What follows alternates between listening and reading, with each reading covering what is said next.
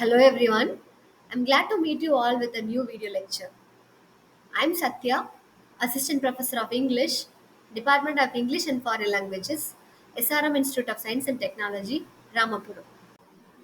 In this lecture, we are going to see what is academic integrity and why it is important to be followed in all the academic institution and in what way one can remain as a good and respectful person in academia. Now, let us understand what is academic integrity. The term academic integrity basically was popularized by the Rutgers University professor Donald McCabe, who is also known as the grandfather of academic. In simple terms, academic integrity saves us from falling prey to the academic misconducts by making us aware of the basically followed academic integrities, qualities, and the commonly faced academic misconducts. There are six core values that should be followed in academia that will make us equipped in the academic integrity quality. They are fairness, honesty, trust, respect, responsibility, and courage. Let us look at them one by one. Fairness is the first of all the six core values of academic integrity. Being fair in academia suggests that treating everyone equally.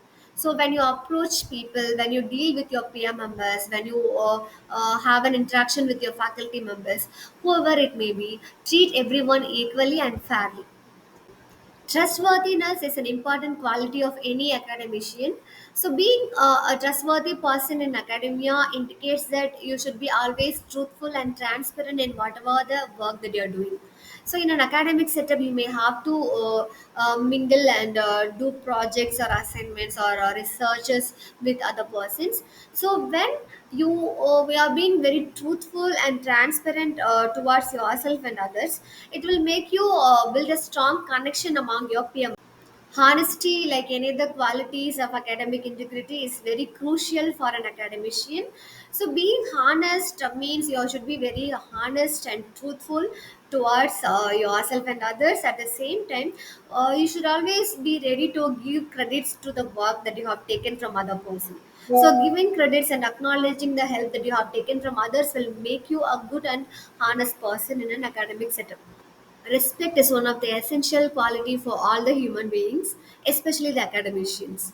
So, being respectful in an academia suggests that you should always treat everyone with respect. At the time when you're working on something, you may have to approach, you may have to interact with your seniors or juniors or your fellow members, whoever it may be. Treat everyone with respect.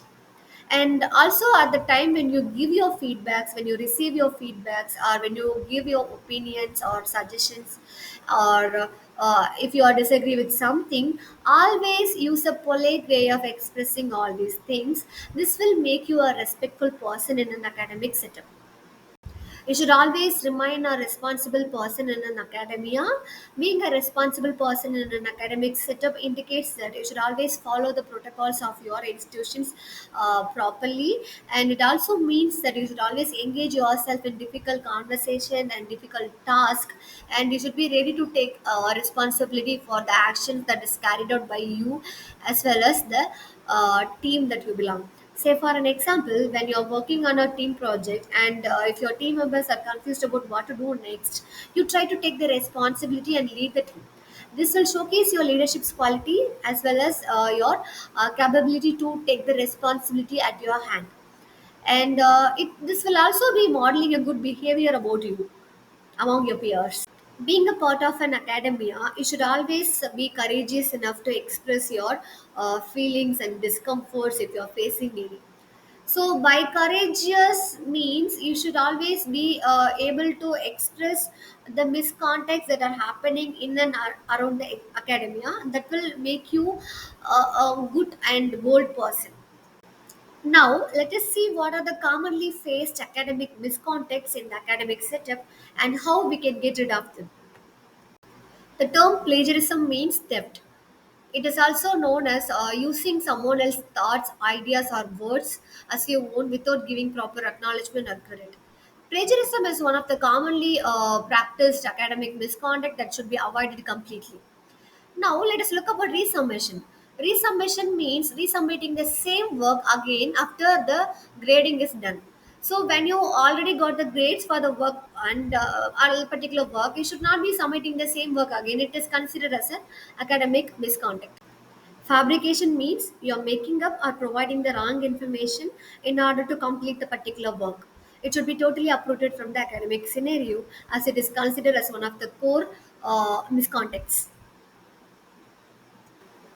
Cheating indicates that cheating in all forms, such as doing malpractice in your exam, copying from others, and submitting the already graded work. And we are having impersonating. Impersonating means you are getting half work done by other person, and you are projecting as you have done the entire work. These things should be totally avoided from your academic activity.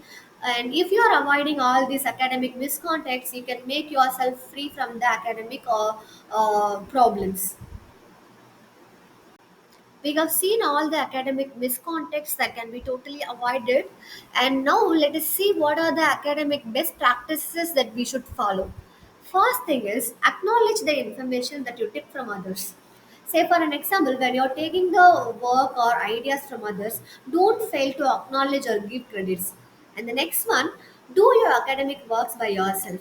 And when you do the works by yourself without involving any shortcuts, you can always save yourself from the trouble of all the miscontacts. And abide by the research policies while you are doing your research. And the next thing, follow the copyrights and privacy acts clearly and thoroughly.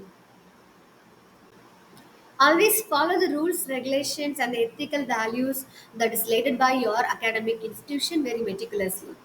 At last, if you're having any problem that is affecting your academic performances, you can always approach your teacher or mentor and get the clarity before you take any sudden decisions. So when you get the clarity from your mentors or teacher, so you can always solve the problem in a better way. With that note, we came to the end of this session. I hope I made all the points about academic integrity clear and thorough. Until I meet you with the next video, this is Satya signing off. Thank you.